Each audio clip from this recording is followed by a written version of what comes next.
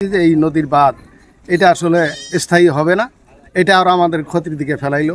দীর্ঘদিন থেকেই নদীর সাথে আমাদের একটা সম্পর্ক।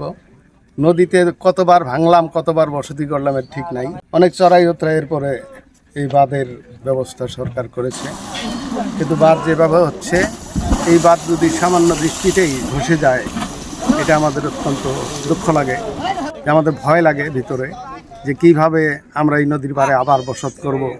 আমাদের বাড়ি ঘর একবার চলে গেল, আমরা নতুন করে ভিটা করলাম, আবার সেটাও যাওয়ার উপক্রম। সামান্য বৃষ্টিতেই এই নদীর ব্লকগুলো ধসে যাচ্ছে নিচের দিকে।